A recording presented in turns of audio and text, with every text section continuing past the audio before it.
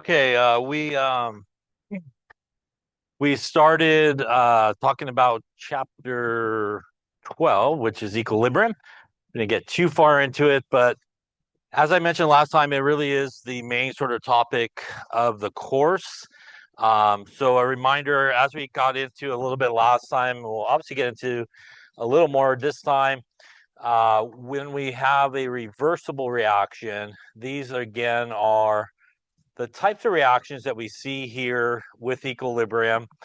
A reversible reaction is again a reaction that has arrows heading in both directions.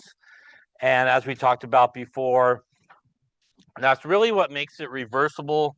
And when we look at it, it has a forward direction. And in the forward direction, it's like a normal sort of reaction. We go from reactants to products. So as it heads from reactants to products, that is considered the forward direction. And as we start to make really some products, at some point we will get enough products that they actually will start combining with each other. They will actually start colliding with each other, and they will actually head in the opposite direction, and they will proceed from products back to reactants. And that is again what is referred to as the reverse direction in this type of reaction. Now, this process will continue, as we talked about, until equilibrium is reached. And equilibrium, as we talked about last time, once again, is not again what a lot of people sort of visualize when they sort of see the word equilibrium, hear the word equilibrium. It does not mean that we have equal amounts of everybody on each side of the arrows. Again, it's really referring to sort of the kinetics of the reaction, really the rate of the reaction. And it's referring to that rate of that forward reaction will eventually equal the rate of the reverse direction.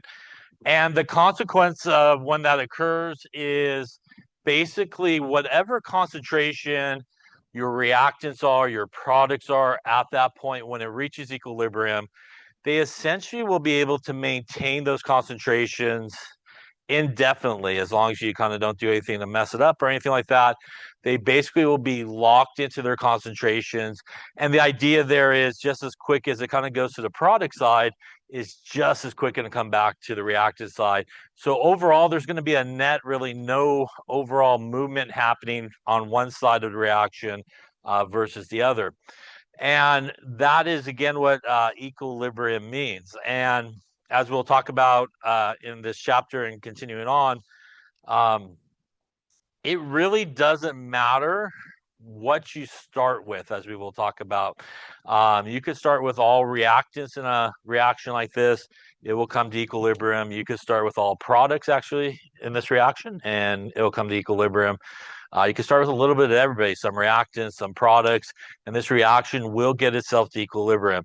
The other thing we sort of touched upon, and we will touch upon again in this chapter, is the idea that these reactions pretty much always want to get back to that equilibrium state. So even if you accidentally or on purpose did something to this reaction that kind of screwed up the equilibrium, it will find a way to get itself back to that equilibrium position, that position where the rate of that forward reaction and reverse reaction will equal each other.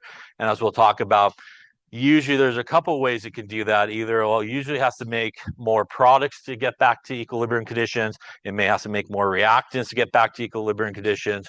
But you can kind of force it one way or the other, and it will get back to equilibrium. Now, when it reaches equilibrium, maybe in that new position, it may appear different to you. For example, as we talked about, I think as well, you could have done a reaction where the beaker ends up becoming red in color and it reaches equilibrium.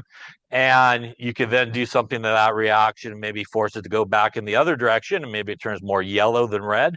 And you can kind of push it back to yellow, red, whatever colors you want to do. But it will always get back to pretty much this state is always sort of the goal of those reactions. The other sort of important thing that we talked about was the idea that sort of on the macroscopic level, sort of the big level, when you look at a reaction that's at equilibrium, it may very much appear to you that the reaction's over. There's not much happening. But if you were to, again, sort of super zoom in into the beaker or wherever the reaction is taking place, you would see a lot of activity happening to maintain, for example, that red color that you see in the beaker, or maybe the yellow color that you see in the beaker. Any questions on any of that stuff there? Okay. So as we just talked about again, it may look very static, but there is a lot of activity happening sort of beneath the surface. So microscopically, there is everybody reactants going to products, products going to reactants, constantly happening at the same rate. And that's what we see here. If we look at this reaction here of ammonia being made, a little N2 plus some H2, yeah, making a little NH3. I'm going to balance it like I'm in a chemistry class or something like that. Let's do that deal right there. And really here at time 0, when this reaction begins, we can see in this particular case, we pretty much have no products. We have all reactants. And obviously, as we also talked about a little bit last time, there really is kind of no choice at this point. The only sort of reaction that will take place is the forward direction. Since we only have reactants available to us, the only option for this is this reaction is going to have to start to proceed in the forward direction. And we see that because what we see when we look at the concentrations of H2 and N2, we start to see a decrease in their concentrations. While at the same time, because the forward reaction is taking place, we would expect products to be formed, and we should expect to see the increase in product formation. And that is what we see here on this graph. We start to see an increase in our product formation basically happening.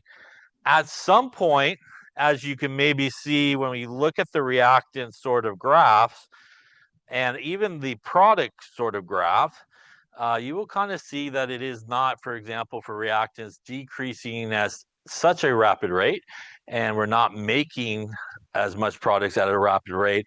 And that's because probably right around where I put those arrows, somewhere in that ballpark, you're going to make enough products that, again, that reverse reaction is going to start to take place. So as that reverse reaction starts to take place, you're actually going to replenish some of those reactants. So we're not going to see as big of a reactant decrease. It's kind of leveling out. And same thing here. And we also see, as we look at our products, because it is going in the other direction, we're starting to see not as big a product formation happening, because now instead of a one-way street where the reactants are going to the products, we now have basically a two-way street, right? Some of those products are coming back in the other direction. And at some point, what's going to happen is it will reach equilibrium. So we'll get that rate of the forward direction equaling that rate of the reverse direction. And on a graph like this, that is pretty much, as I mentioned, the point where everybody's going to get locked into place in terms of their concentrations. And that means when we look at their lines, that should be where everybody pretty much flatlines, right? So right here, nobody's concentration is changing. This guy's concentrations remain the same. And this one is remaining the same. So that point across where all of those guys' concentrations essentially stops moving and gets locked into place is where equilibrium is reached. Question?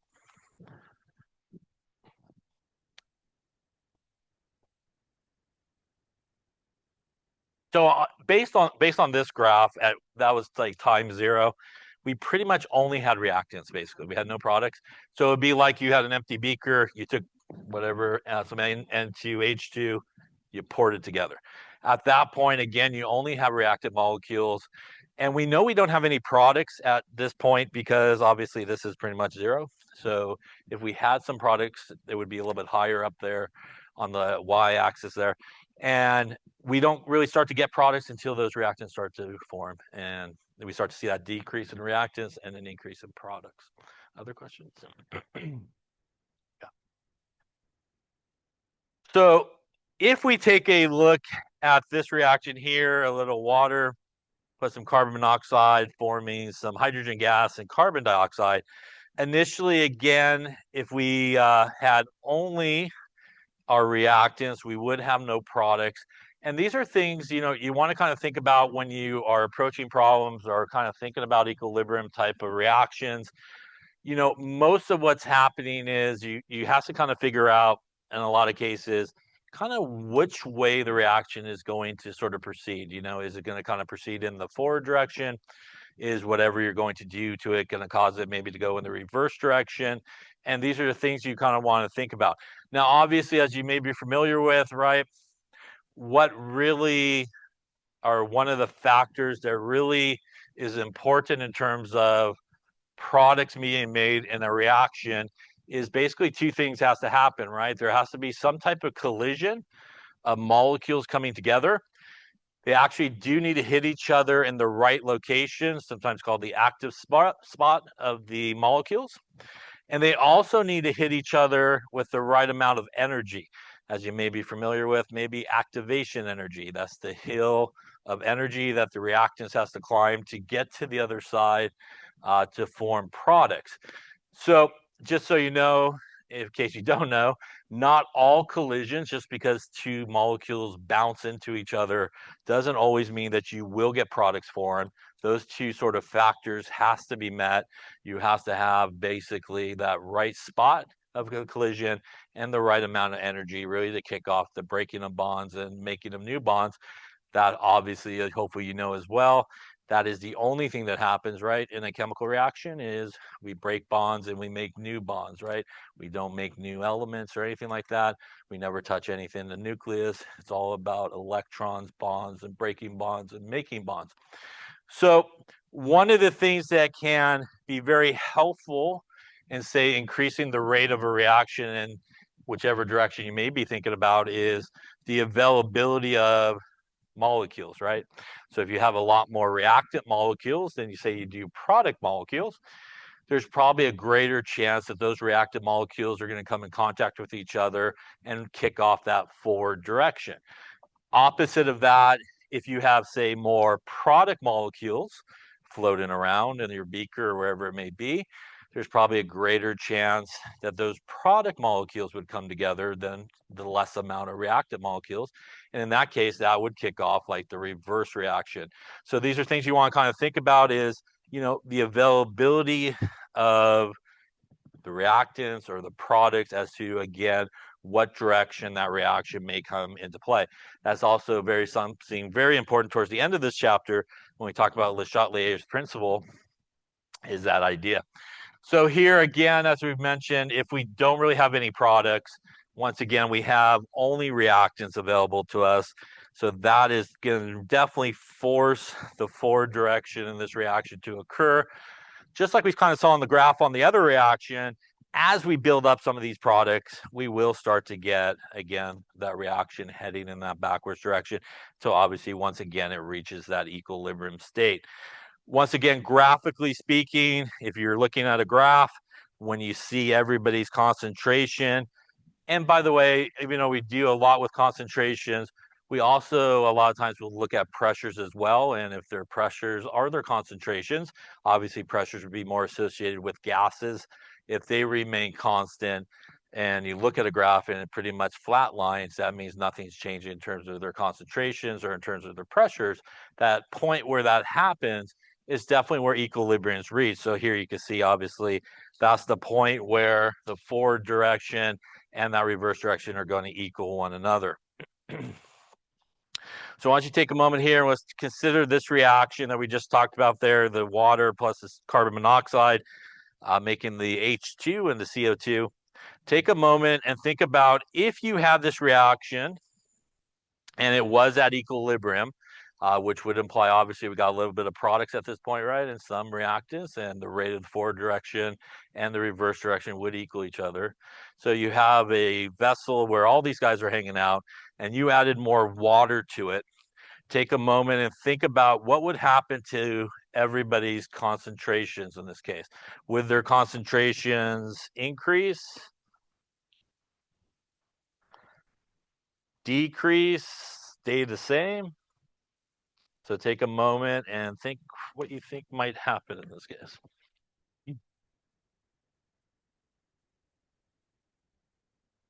So it's already at equilibrium. So you got this system, it's already at equilibrium. So we got a little bit of everybody, obviously, right, in the system.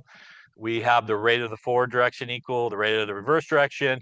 And now you want to inject into that system that has already reached equilibrium some more water. So what would that do to everybody's concentration in this situation? So take a moment and think what might happen here.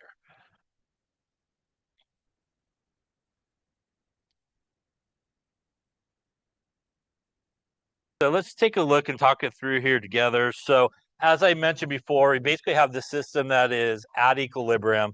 So that would imply that we probably got a little bit of everybody.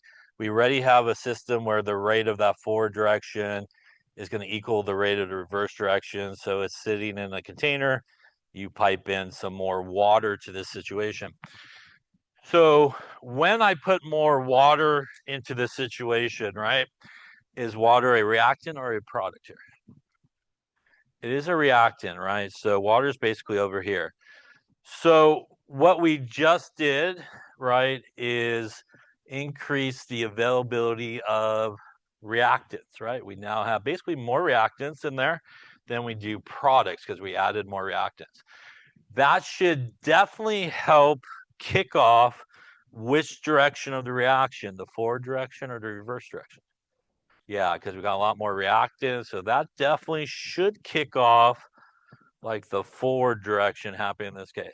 Now, if it does kick off that forward direction, I would assume at this point, when I get to my H2 concentration, should the concentration go up, should it go down, or stay the same? It should go up, right? Because we are now going to be making products, right? So we should start to see products increase.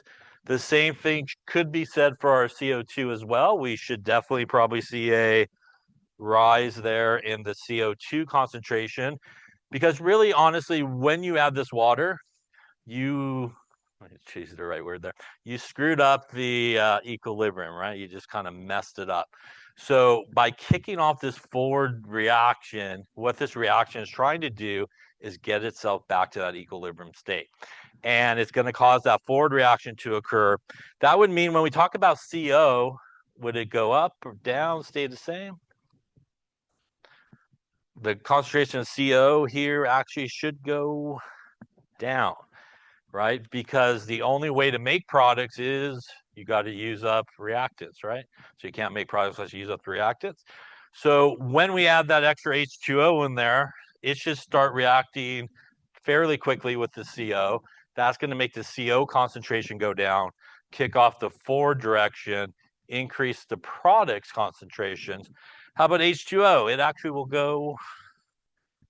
will actually go up, and it only goes up because you added it, right? So it artificially went up.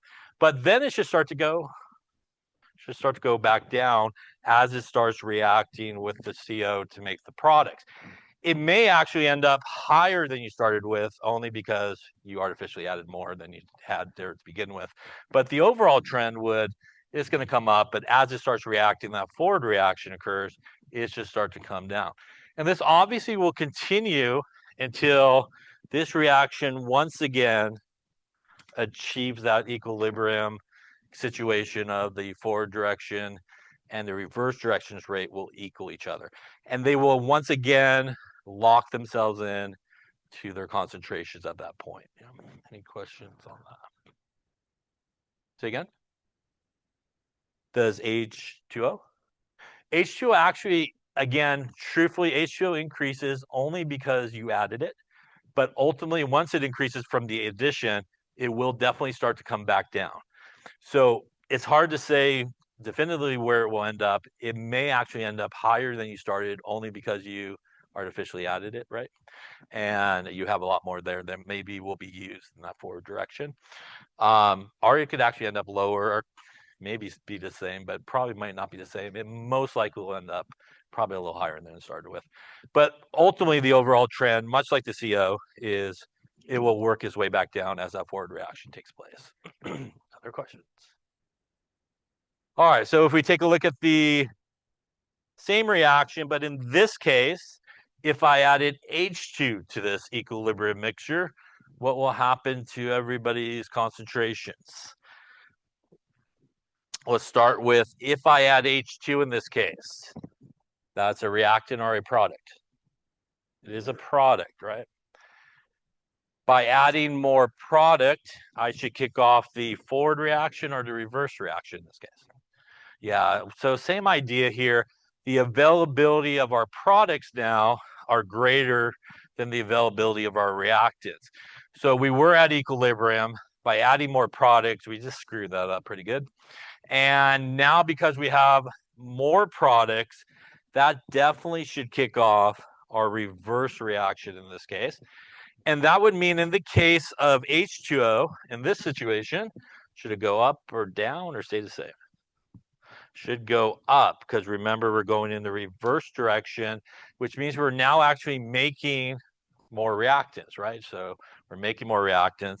That also should mean our CO will continue and go up as well.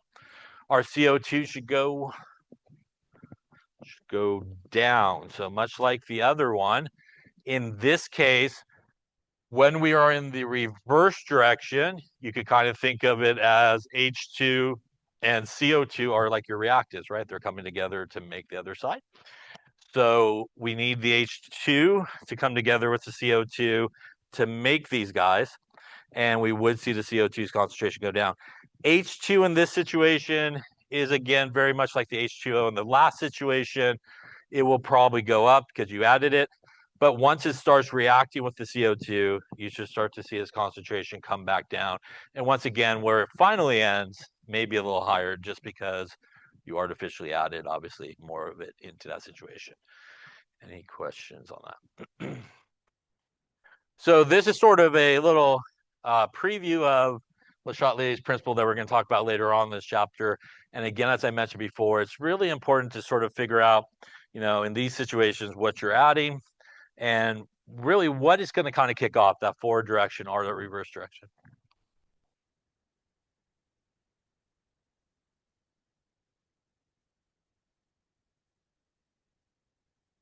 The forward direction in this case wouldn't speed up because we actually added H2, which is a product. It does form more reactants, but remember, it will continue to form that reaction, those reactants in this case, and that reverse reaction will continue to happen until, again, it levels off to the equilibrium state, and those rates will once again equal each other. So we will start to see an increase in our reactants, but there is a certain level that sort of needs to be reached for it to get back to that equilibrium condition. So even though it's increasing, it's still not enough for it to kick back the other way. And it's not perfectly, the rates are not perfectly equal. So at this point, we got a lot more in the reverse direction happening. As this is coming up, a little more happening here, and eventually rates are going to equal each other. And it's going to kind of stop at that point in terms of concentrations changing because it's reached that equilibrium condition. Other questions? All right, so we looked at this graph earlier, so we'll skip it. So let's talk about the equilibrium constant. And one of the ways that we represent equilibrium is with capital K. And capital K, and I say capital K because this is the equilibrium constant. Not to be confused with maybe something you remember from kinetics, which is lowercase k, and that is the rate constant. So it is actually really important that it is a capital K because a lowercase k does actually mean something different. It's more the rate constant versus the equilibrium constant. Pretty much this class is brought to you, as they like to say on Sesame Street, by the letter K. Yes, so we're going to talk about every single K value again that maybe you didn't want to know about. So if we have this reaction here, this N2O4 goes to 2NO2, and it reaches equilibrium, we could write this equilibrium constant expression. And it is essentially, when you calculate the equilibrium constant, it is the concentration of your products divided by the concentration of your reactants. Now, If you're not familiar with this symbol, these little brackets, these mean concentration. And pretty much that means our good friend molarity, right? Molarity is, yes, it is moles over liters, right? And that is typically what unit we're referring to when we do see, say, concentration or see those little brackets. Now, in addition to just taking products over reactants, we actually do take the coefficients from the balance equation, and those become the exponents. So the 2 in front of the NO2 means that we would take the concentration of NO2 and square it. As you hopefully know, if there's no number written in terms of the coefficient, it is a 1, and this is usually not written, but obviously that is to the first power, and we don't usually do much with that. It is an equilibrium constant, which means that value should change or be the same number. That's not the trick question. Constant means it stays the same, yeah. So the equilibrium constant does stay the same. There's only one thing that can affect the value of the equilibrium constant, and that is temperature. So this is a constant value. Temperature is the only thing that can change the value.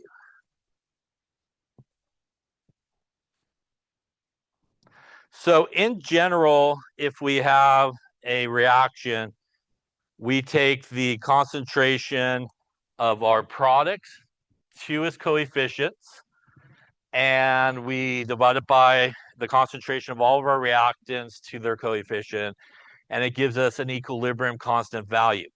By the way, when we do this with concentrations, this is sometimes referred to as the Kc value. I'm going to go with C, meaning concentration. Don't know for sure, but it seems logical. So Kc means concentration. It means you calculate the equilibrium constant for that reaction using concentrations. Now, a couple of things about the equilibrium constant, which is important, and sometimes people maybe have a hard time with this idea. As I mentioned before, there's really only one thing that can actually affect the value of the equilibrium constant, and that is if you change the temperature of the reaction. Now, if you did, let's just say we were doing this reaction here, and let's say we did it at 25 degrees Celsius, and we did like 4 different experiments, right? Experiment 1, experiment 2, experiment 3, experiment 4. And let's just say for experiment 1, we did it with only reactants. So we had 4 molar of A, and for B, we had 2 molar, and we had no products. So we just started with only reactants. Now, let's say in experiment 2, we had only products. We had no reactants in experiment 2. Let's say in experiment 3, we had a little bit of everybody. So we had some A in there, had some B in there, have some C in there. Running out of room, I'll go down a little bit. We have some D in there as well. And let's just say for experiment 4, we had only reactants, and maybe we used 6, and maybe we used 1 molar for B in this particular case. So we did 4 different experiments. Every single experiment was done at the same temperature, 25 degrees Celsius. When I calculate K, should those K values be the same or different? They should be the same. And you may be saying, and it's a very hard concept for a lot of people, they're like, wait, you had only reactants to start with, but then you had only products on the second one. You had a little bit of everybody on the third one. I didn't use the same amount on the last one as I did the first one. How could they all come to the same value, right? So an important thing is this, which is the equilibrium constant is basically just the ratio of how much products you have to reactants, right? And let's just say, for example, the K value for this reaction was 2. like it was 2. All right. So if you just think about it mathematically, right, there are many ways that you could get to 2. If I take 2 divided by 1, that equals 2. Yeah. I take 4 divided by 2, that equals 2. I take, 20 divided by 10, that equals 2.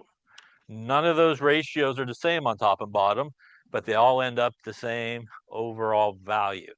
And that is because when this reaction reaches equilibrium in each of these experiments, when it reaches the rate of the forward direction and the reverse direction are equal to each other, they will always end up with the same ratio of products to reactants and will give you the same equilibrium constant. So a lot of times people, when they see problems or think about it, they think, well, I started with different amounts, I should probably end up with a different K value. And that is not how equilibrium constant works. So it doesn't matter what you start with, it doesn't matter what you do to it, as long as you run all your experiments under the same temperature value, the equilibrium constant you will get will be basically the exact same number because it'll give you the exact same ratio. Any questions on that? Now, let's just say, for example, I did this exact same reaction and I did it at 45 degrees Celsius. And I did the exact same experiments. I won't write the numbers again, but we rolled with the exact same values in each of those experiments. Will all 4 of those experiments at 45 degrees end up with an equilibrium constant that is the same? Yes. So if we keep it all at 45 degrees, we rerun these, we will end up with an equilibrium constant. We'll just call it 4, for example. And it'll be 4 for all of them. Will the difference in equilibrium in terms of temperature be the same? The answer is no. So when we talk about temperature changing the value of the equilibrium constant, if I were to do all these reactions at 25 degrees in my made up one, my K value is going to be 2. If I went then to 45 degrees and did them all, it's going to be 4. When comparing the K value for this reaction at 25 degrees to 45 degrees, those K values will be different values. So that's what we mean when we talk about the K value will be different when the temperature changes. It's in comparison of a K value at one temperature to a K value at another temperature for the same reaction. So when you do see a K value written for a particular reaction, it is specific for how that reaction is written. And what I mean by that is what is the reactants, what is the products, how it's actually written, and you have a K value associated with it. It is specific for exactly who's on the reactant side, who's on the product side, and it is specific for a temperature as well, because K values will change as the temperature changes. K values will not change if you do not change the temperature, regardless of what you start with or what you end with. Any questions on that? Now, as you might see here, my K value means I got a 2 and a 4 in my made up example. One of the nice things about K values is after they beat into your head, you should always have units. K values do not have units. They are simply just a number. So a K value is essentially just a number. And what does that number sort of mean? So if I have a K value, and basically K is calculated by taking our products over our reactants, if I end up getting a K value that is large, what would that mean when this reaction reaches equilibrium? Would I expect to have mainly reactants there? Would I expect to have mainly products there? What do you think if you have a large K value?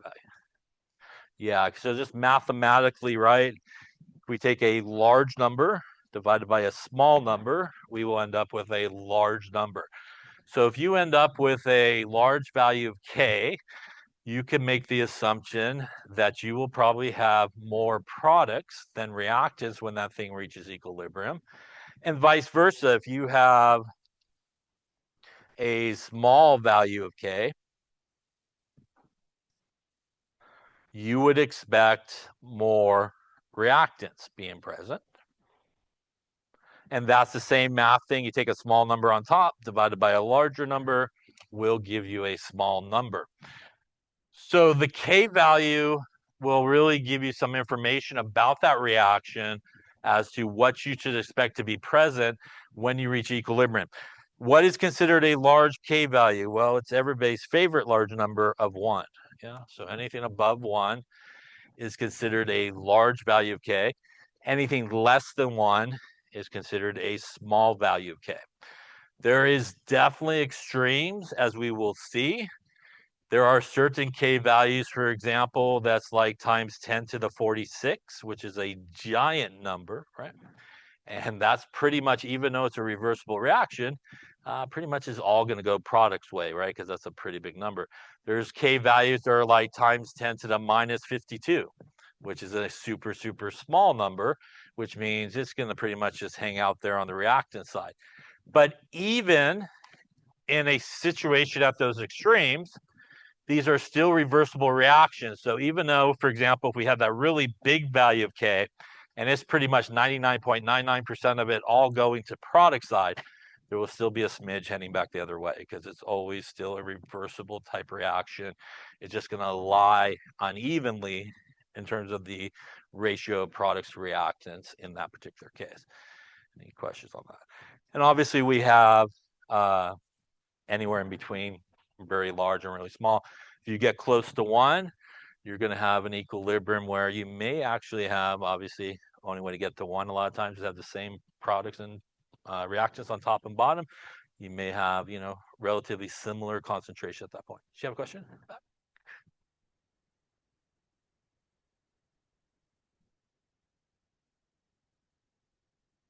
That's it. Yeah, so it has to do a little bit with what can cause, for example, if we just take like the examples we just looked at, right? So we injected, right, like say a reactant in one of them, right? So just by doing that, we increase the amount of reactants, right? So those concentrations are changing, right? And then we cause that forward direction to occur, and that's going to build up our product side. And it can be uneven in terms of how long one of those reactions are running in one direction versus the other until it finally gets to the same rate. So before it gets to the same rate, they are not moving at the same rate, right? So one's moving faster, one's moving slower, right?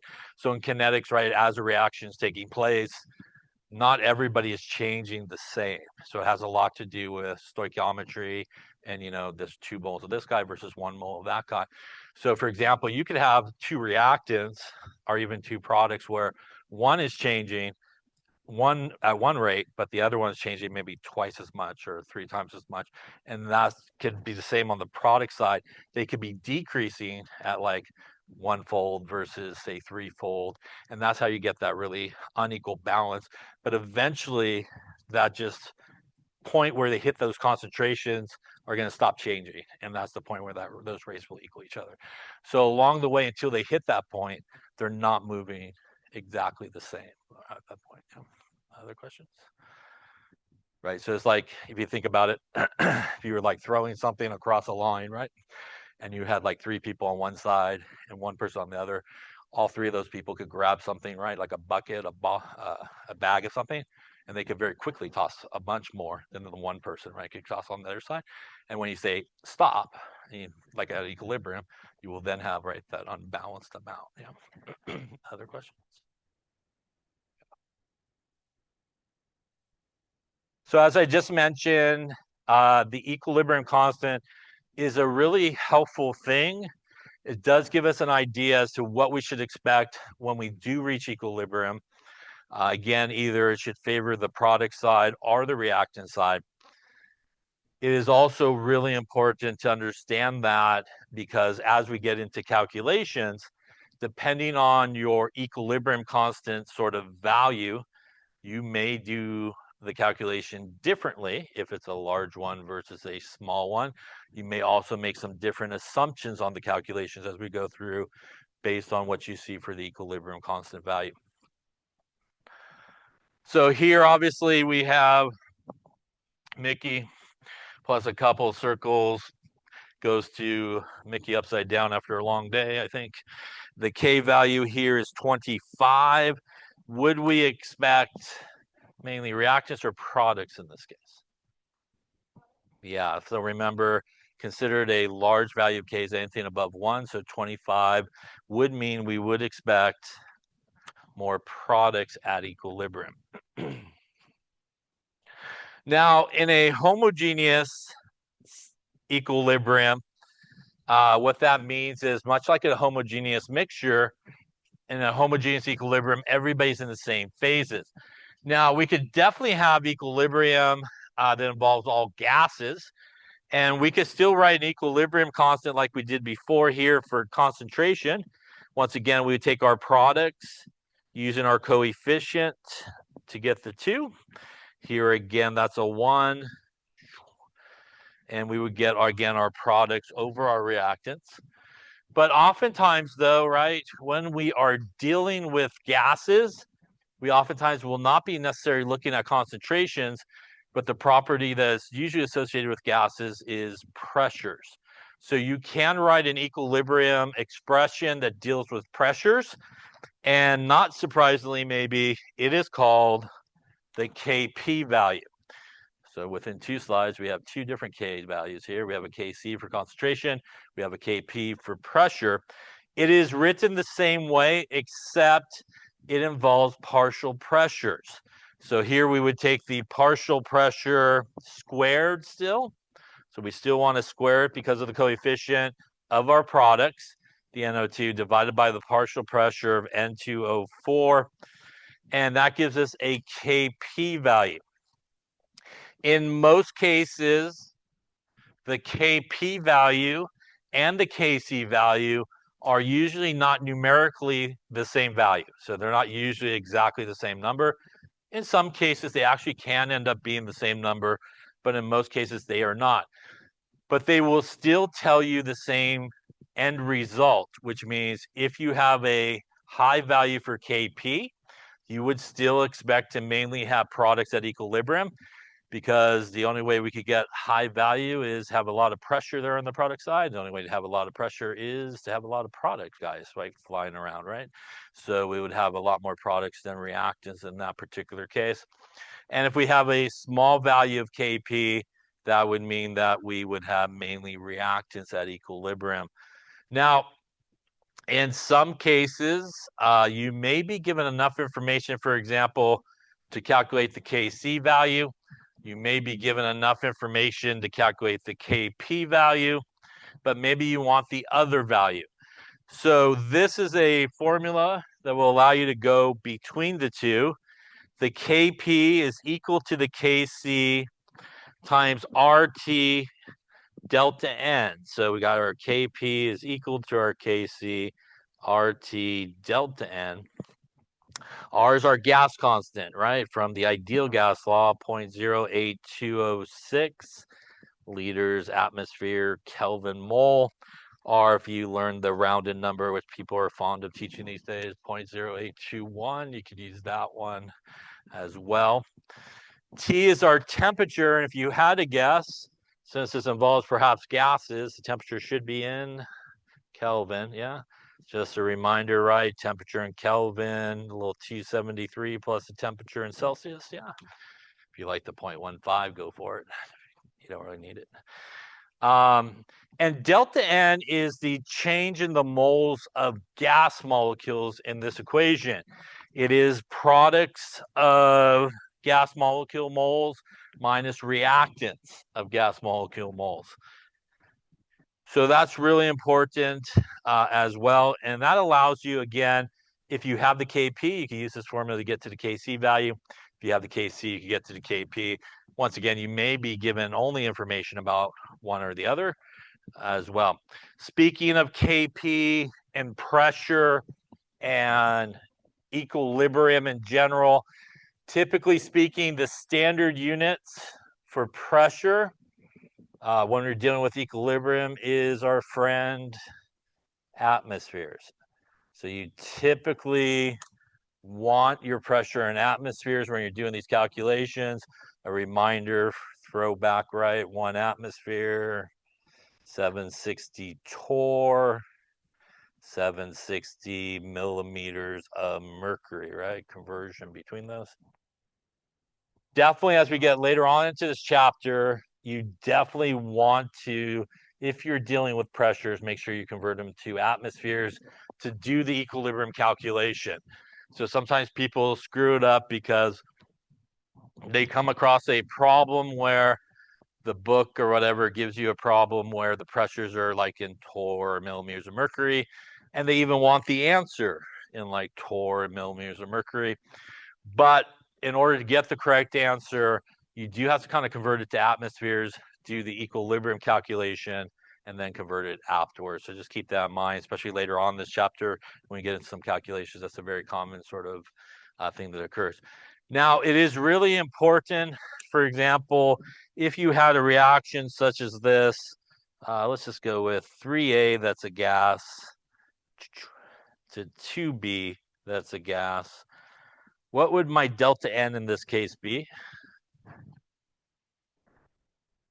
It is -1, and that's really important because this should be 2. By the way, that's how many moles there are, the coefficient from the balanced equation. -3 is -1. Super common error people make is they just take the difference and go 1.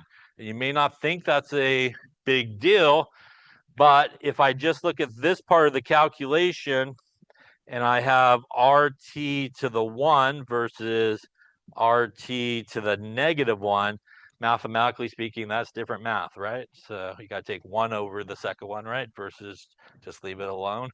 So it's really important not to just take the difference of those gas molecules. You want to make sure that you are doing products minus reactants, and make sure that they are only gas molecules that you're using that have the G next to them when you're doing that. Clearly as well, in order to have a KP, you need some gas molecules, yeah? So if you don't have any gas molecules in that reaction, you cannot have a KP expression. You got to have some gas molecules. I would say probably in most cases for you guys, it will all be gases, maybe a combination like gases and some solids or something like that. But you definitely need some gases involved in order to have a KP expression. If they're all aqueous, which means they're solutions, there's no gases involved. There will be no KP value. There will be a KC value. Yeah. Correct. You basically you just go to whichever side you're looking at. Everybody that has a G, just add up their coefficients, and that'll get you basically the moles. Yeah. Other questions?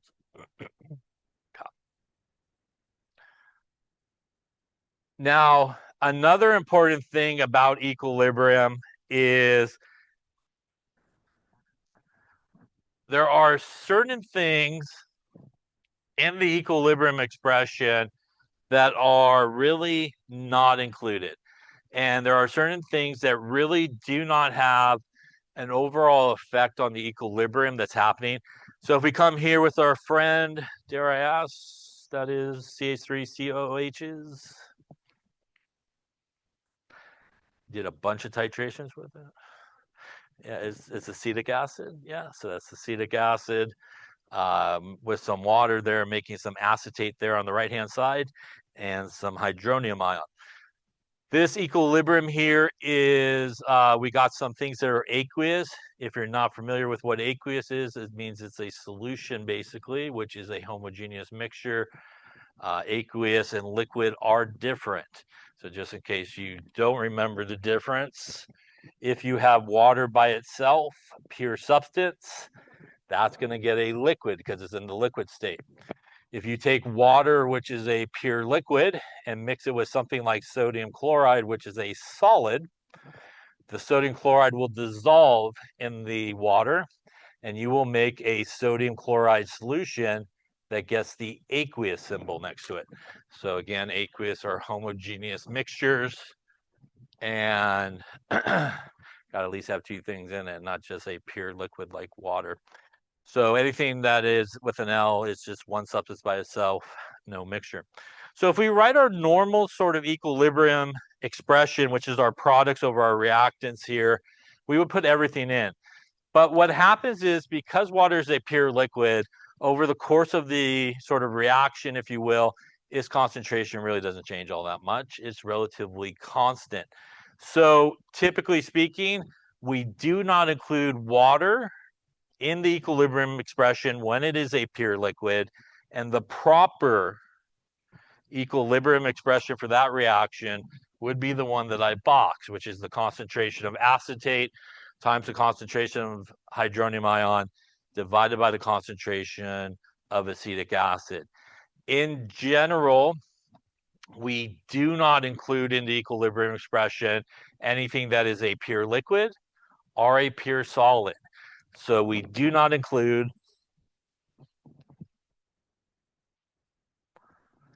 anything that is a liquid or a solid in the K expression.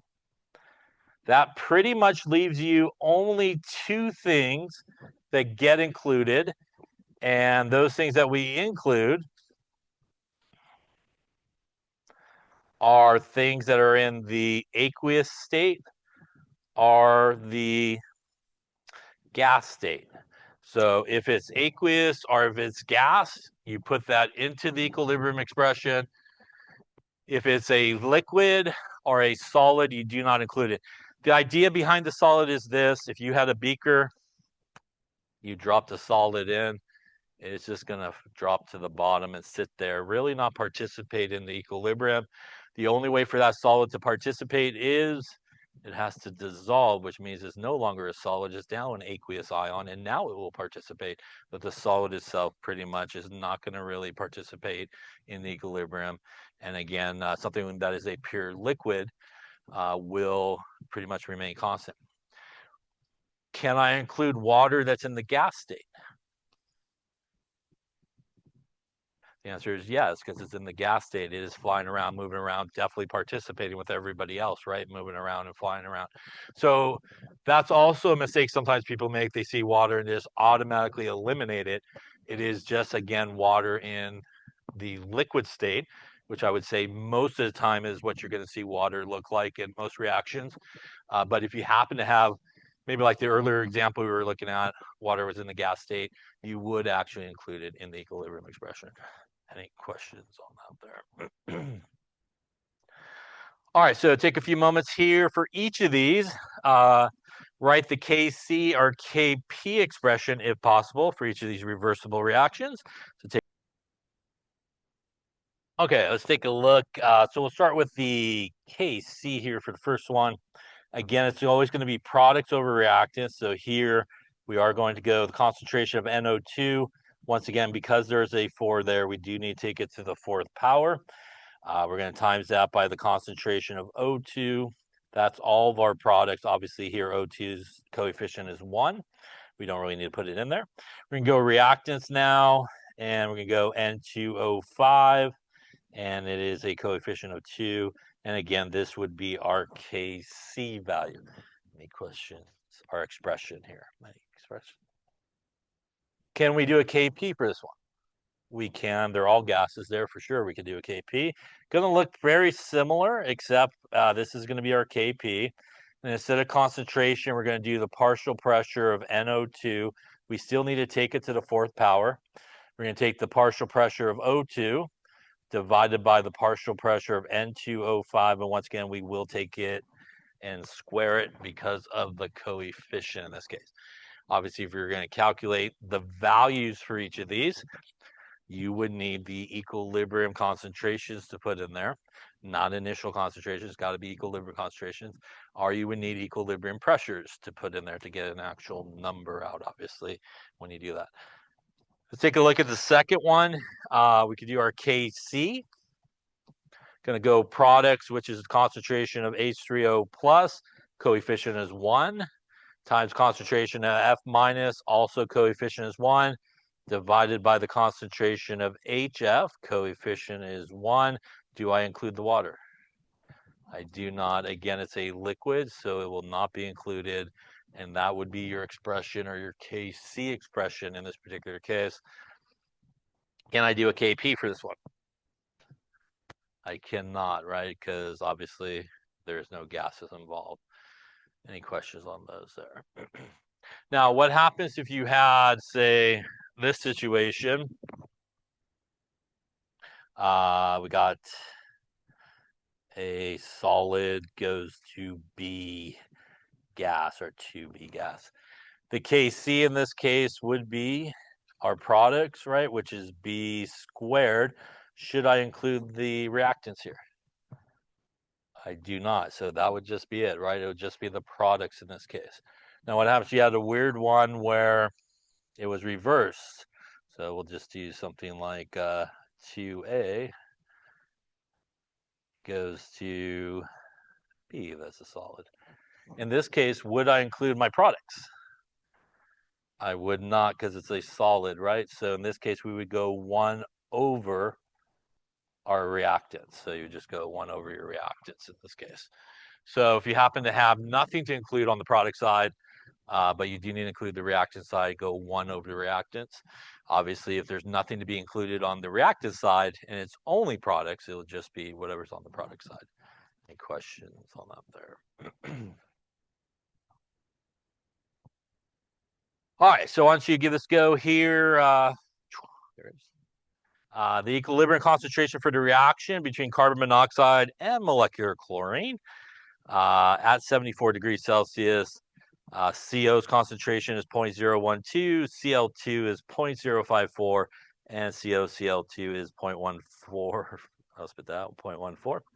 What is the equilibrium constants, both Kc and the Kp values? It takes some moments there, calculate them both up, see what you come up with.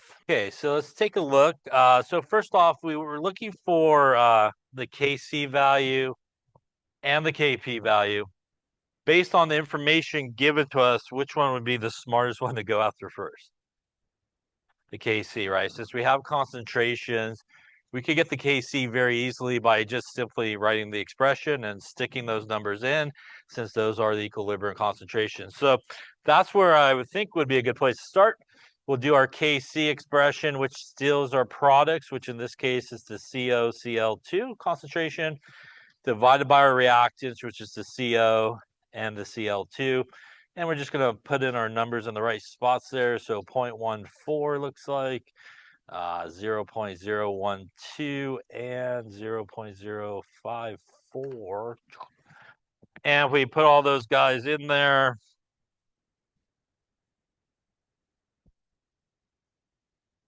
we're going to end up with a 216, or, you know, like a 220 if we're kind of like still sig figging at this point in our lives, I suppose, right? Since they're all 2.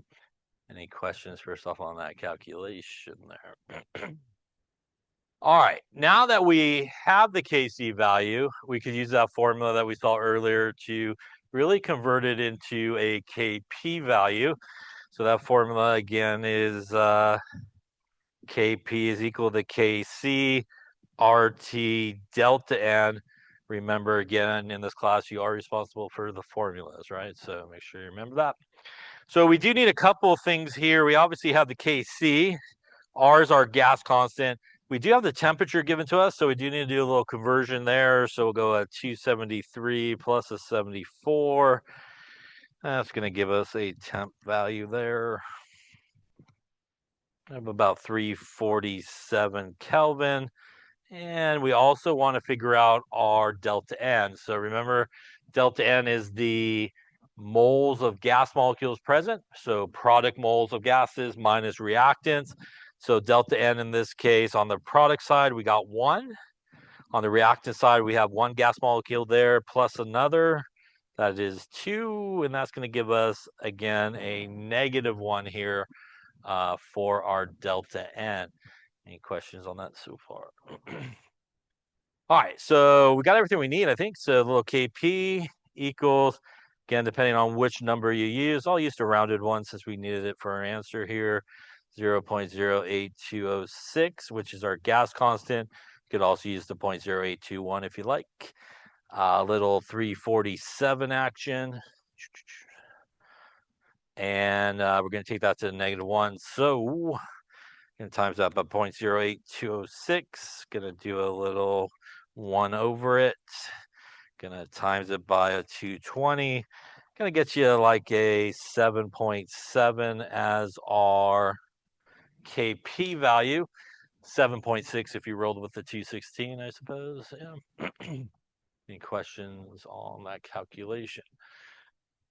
When we reach equilibrium in this case, do we expect mainly reactants or products? We should expect mainly products. Each of these are considered a large value of K. As we talked about earlier, we can see here the Kp value and the Kc value are not numerically the same, but they are both considered a large value. So they both should tell you the same thing.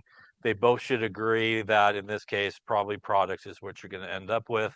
And again, in very few cases will they be the actual same number, but it can happen. But most times they will be kind of different numbers. Any questions on that there? All right, let's try one more here. We have this, the Kp for this reaction is 158. What is the equilibrium pressure of O2 if the partial pressure of NO2 is 0.4 and the partial pressure of NO is 0.27? So we're going to go with NO2 here.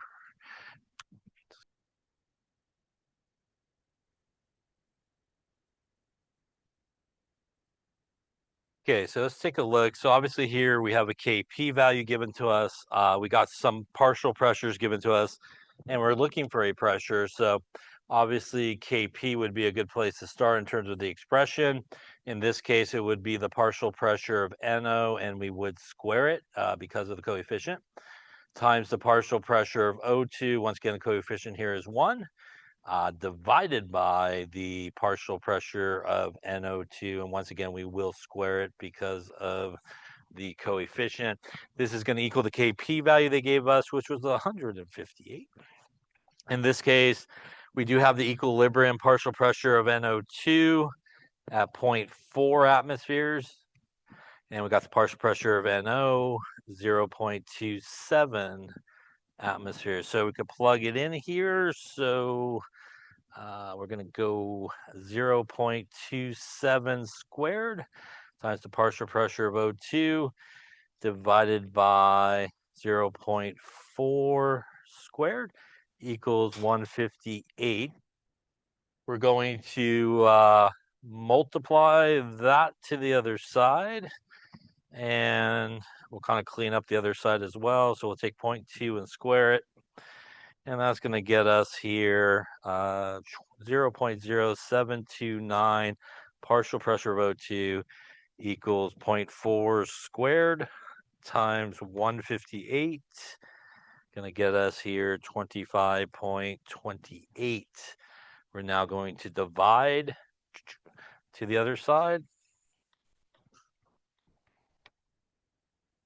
And that's going to get us a partial pressure here of O2 of about 347. We actually do need a unit here because it is a pressure, and the unit would be the same as the other units of atmospheres. Again, on the previous problem when we solved for K, it has no units, so you don't have to worry about the units. But if you are solving for a concentration or a pressure, they do need to have units associated with them. Question on that calculation there. Now, this does make sense if you think about the crazy pressures right there. A majority of the pressure is on our product side. Our K value here is a large value, which means we should expect products to be formed. And since we expect a lot of products, we would expect probably a lot of the pressure to be associated with the product gas molecules. Yeah. Again, I would say it's probably just safe practice to convert to atmospheres whenever you're dealing with equilibrium. That's sort of the standardized value for it. And I say that mainly for the back part of the chapter where we do a little bit different type of calculations, where for sure they definitely has to be in atmospheres. And they should probably be in atmospheres in these calculations. That's probably a good idea as well.